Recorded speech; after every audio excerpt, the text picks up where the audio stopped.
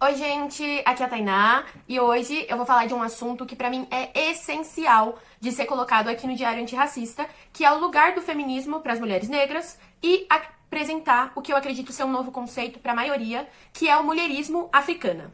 Desde já eu quero dizer pra vocês que, assim como vocês, eu aprendo constantemente sobre esses temas, não sou uma especialista e vou trazer aqui pra vocês o que li e deixar essas referências para que vocês busquem esse conhecimento mais aprofundado também como eu. Basicamente, para iniciar o nosso diálogo, é importante dizer que desde sempre as mulheres negras apontam que as correntes que foram tidas como as primeiras correntes feministas e os movimentos que foram tidos como os primeiros movimentos feministas,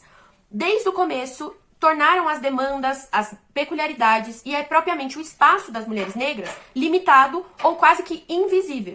E falando de Brasil, é importante destacar que, de forma prática, para não restar dúvidas, enquanto as mulheres brancas no Brasil estavam lutando pelo direito ao voto, a partir do movimento das mulheres sufragistas,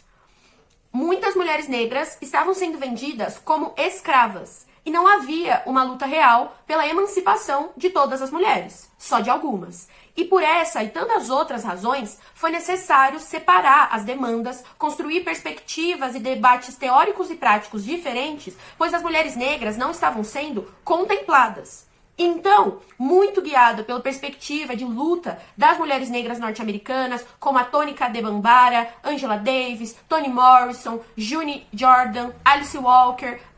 Audre Lorde e tantas outras, houve uma movimentação que quebrou o silêncio na década de 1970 e as mulheres afro-americanas, nos anos de 1980 e 1990, desenvolveram essa voz, que era um ponto de vista autodefinido e coletivo sobre o que era a feminilidade negra. E aqui no Brasil, muito guiado pelas movimentações de Sueli Carneiro, com a obra Enegrecer o Feminismo, e também com a Lélia Gonzalez, a Vilma Reis, a Vilma Piedade, Conceição Evaristo, Maria Carolina de Jesus, a Yalora Chá, Maria Estela de Oxóssi, Djamila Ribeiro, Bianca Santana, Marielle Franco e tantas outras, abriu-se um espaço para que as mulheres negras pudessem pensar e recriar um espaço no feminismo condizente com as suas demandas. Uma das discussões que acredito que demonstram de maneira prática como as feministas negras foram importantes para provocar a abertura desses espaços está contida na obra da Sueli Carneiro, quando ela questiona sobre o fato de que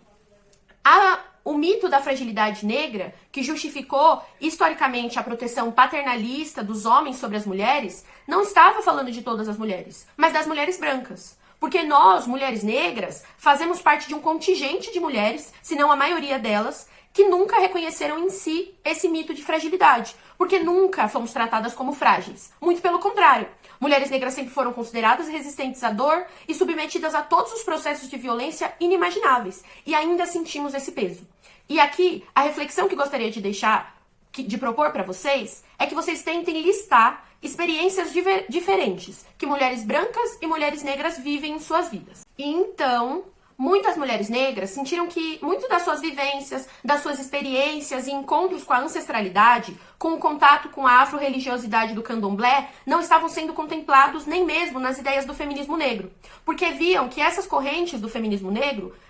estavam sempre como uma contraposição, uma dicotomia ao feminismo branco. Quando o resgate da nossa ancestralidade africana nos aponta que nunca foi necessário fazer esse contraponto às mulheres brancas, porque vivemos experiências completamente diferentes. E então surgem as discussões das mulheres adeptas ao mulherismo africana. E agora, para explicar brevemente o que consiste esse termo de mulherismo africana, o termo mulherismo vem de mulher, negando qualquer semelhança com fêmea, que se desdobra nos pensamentos e ações de uma agenda ocidental. E africana é um termo em latim que se apresenta enquanto uma identidade cultural e localização, porque nos recentraliza identitariamente com a África. E por que hoje muitas mulheres negras vêm se identificando com essa forma de pensamento e ação?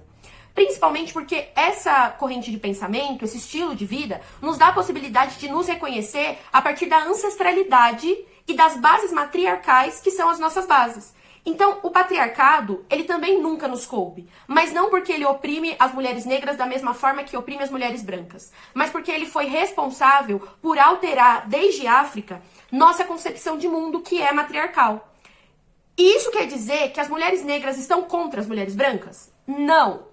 Quer dizer que estamos abrindo espaços de reconhecimento, de memória, de resgate do que existe, das histórias, lutas e resistências das mulheres negras que existiram antes de nós. Então agora, depois de tudo isso que a gente aprendeu juntos aqui, quero propor, de maneira prática, que vocês leiam mais mulheres negras, conheçam mais as diferentes concepções de mundo que nós estamos explorando e aprendam a respeitar e tratar as nossas experiências de vida como plurais e não como colocadas tudo dentro de uma caixa.